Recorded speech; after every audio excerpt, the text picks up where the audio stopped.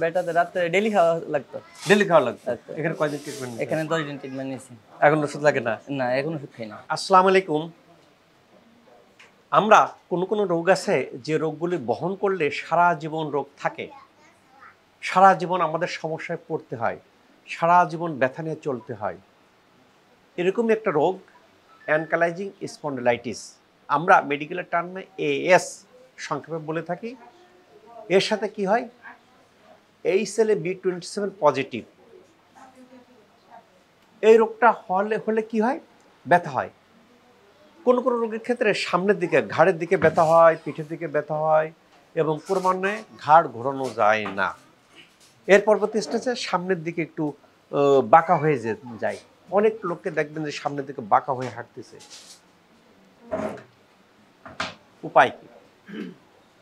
উপায় কি?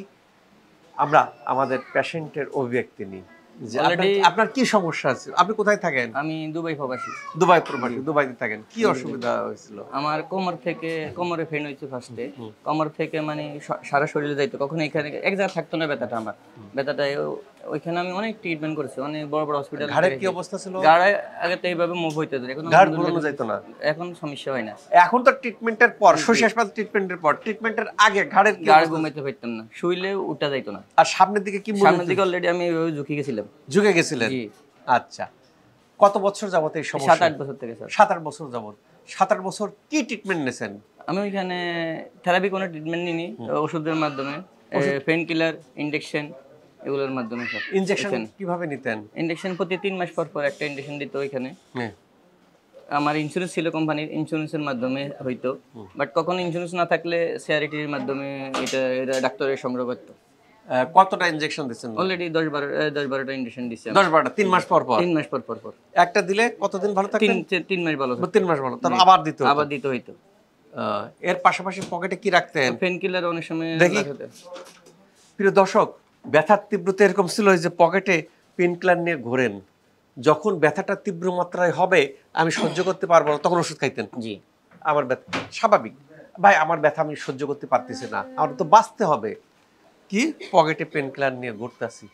যদি দেখা যায় যে তীব্রতা ওরকম আকার ধারণ করে, খেট করে, ও এ তো দেখি কোথাও আমাদের দেশে না, এটা দুবাইতে। দুবাই? ও দুবাইয়ের ডাক্তার। আর দুবাই ডাক্তার কি বলছে? বলতেছে এটা তোমার সব সময় থাকবে, কিন্তু কমতিকে থাকতে পারবে, তুমি স্বাভাবিক চলাফেরা করতে পারবে, কিন্তু ভালো হবে না। ভালো হবে না? জি, ভালো হবে না। আর কি করবে? ওষুধ আর ইনজেকশনের উপর থাকতে হবে। প্রিয় দর্শক, আসলে কথাগুলো সঠিক। অ্যানকাইলোজিং স্পন্ডিলাইটিস HLA-B27 পজিটিভ হলে উনি যে কথাগুলো বলতেছেন, দুবাইয়ের ডাক্তার যা বলছেন, কথাগুলো আমি একমত পোষণ করি।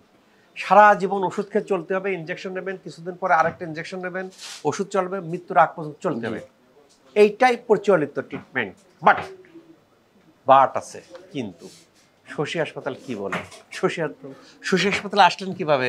আজকে আমি অনলাইনে সবকিছু, ওইখান থেকে অলরেডি স্যার সবকিছু যোগাযোগ করেছি, ওইখান থেকে অনলাইনে সব কথা বলছি। যোগাযোগ করে শশী হাসপাতালে আসলেন। শশীর কতদিন ট্রিটমেন্ট নিলেন? অলরেডি 10 দিন স্যার। 10 দিন। 10 দিনের মধ্যে কি পেন কিলার লাগছে? না, এখনো খাইনি। কি বলে? অলরেডি তাইর ভাই বলছিল যদি বেশি ব্যথা হয় তারপরে ফেনাডল খাইতো। আমি বলতেছি আমি খাইনি, কিন্তু অলরেডি আমি খাইনি। আচ্ছা, আর এটা গেল এক। প্রিয় দর্শক শোনেন, বিদেশি ডাক্তার ওষুধ ধরাই দিচ্ছে, পকেটে ওষুধ নিয়ে ঘুরে 10 দিন শশী হাসপাতালে চিকিৎসা। শশী হাসপাতালে কোনো ওষুধ নাই, এই ব্যথার ওষুধ খাওয়া লাগে না, নো ব্যথার ওষুধ, নো স্টেরয়েড। আচ্ছা, ঘাড়ের কি অবস্থা? ঘাড় এখন অনেকটা ভালো, আগে মুভ করতে পারতাম না, আগে মুভ করতে পারতেন না। প্রিয় দর্শক, ওষুধ বিদায় হয়ে যাবে, শশী হাসপাতালের কোর্স কমপ্লিট করে ওষুধ বিদায়, ওষুধ আর লাগবে না। ঘাড়ের ইয়েটাকে, ঘাড়ে আমরা অনেকেই দেখে থাকি, ঘাড়ে এখানে ব্যান্ড ইউজ করেন, কলার ব্যান্ড বলেন, উন্নত মানের ব্যান্ড ইউজ করে রবটের মতো হাঁটেন। যদি আপনার এদিকে তাকাতে হয়, এইভাবে তাকাবেন, আপনি হামেশাই দেখে থাকবেন, ঘাড় মুভমেন্ট হয় না, করবেন কি? উনি বিদেশে গেছেন, বিদেশের ডাক্তার ধরা দিচ্ছে কলার ব্যান্ড নিয়ে ঘুরতেছেন, এদিকে ঘাম হচ্ছে, ইয়ে করে একটা বাজে অবস্থার দিকে সৃষ্টি হচ্ছে। আর সামনের দিকে যে ঝুঁকে পড়ছিলেন, এখন কি অবস্থা? এখন কোনো ঝুঁকি নেই। এখন আমি ওখানে বেল্ট ইউজ করতাম স্যার, কোমরে বেল্ট ইউজ করতাম। কোমরে বেল্ট আনিনি, এখন বেল্ট লাগে না। শশী হাসপাতালে এই যে কোমরে বেল্ট, ঘাড়ে বেল্ট, এই ব্যান্ড, নি জয়েন্ট ব্যান্ড, সব ব্যান্ড বাদ। কেন? এখানে কি মূল সমস্যাই ভালো হয়ে যাচ্ছে। মূল সমস্যা ভালো হয়ে গেলে তো আপনার ব্যান্ডের প্রয়োজন পড়তেছে না। কেন? এখানে নো কলার ব্যান্ড, নো এই যে কোমরে সে বেল্ট আছে, বেল্ট এখন নাই। শশী হাসপাতাল ট্রিটমেন্ট পরে এবং সামনের দিকে যে ঝুঁকে পড়ছিলেন সেটা উনি হয়ে গেছে আমি অল্প ঝুঁকে পড়ছিলেন, সেটা সোজা হয়ে গেছে, এখন তো সোজা হওয়া যায়। সোজা স্যার। প্রিয় দর্শক, এই যে সমস্যাগুলো, এখন কোনো রুগী দেখবেন কিন্তু উনি 10 দিনের রেজাল্ট হলো, কোনো রুগী বেশ অনেক দূর ঝুঁকে পড়ছে, এখন উনিও মনে করেন 10 দিনে ওনার রেজাল্ট আসবে না। কেন? এনার প্রাথমিক স্টেজ, ইমিউন সিস্টেম ভালো, শর্ট টাইমের মধ্যে অ্যানকাইলোজিং স্পন্ডিলাইটিস থেকে বেরিয়ে আসতেছেন। যাদের দেখা যায় কিন্তু যে এই সমস্যাটা তীব্র আকার ধারণ করে একেবারে ফিক্সড হয়ে গেছে, তারাও ভালো হবেন। শশী হাসপাতালে আসলে সময় লাগবে, সময় দিতে হবে। সময় যদি দেন দেখবেন কিন্তু এই রোগগুলি আল্লাহর রহমতে ভালো হবে। তা এই যে তো জটিল রোগ, যে যারা পুষে থাকেন তারা কিন্তু মনে করেন কিন্তু জীবনে আর ভালো হবেন না, হতাশ হয়ে যান। সেখানে কিন্তু এখানে শশী হাসপাতাল কম্বিনেশন ট্রিটমেন্টের মধ্যে আল্লাহর রহমতে রোগীরা ভালো হয়ে যাচ্ছেন।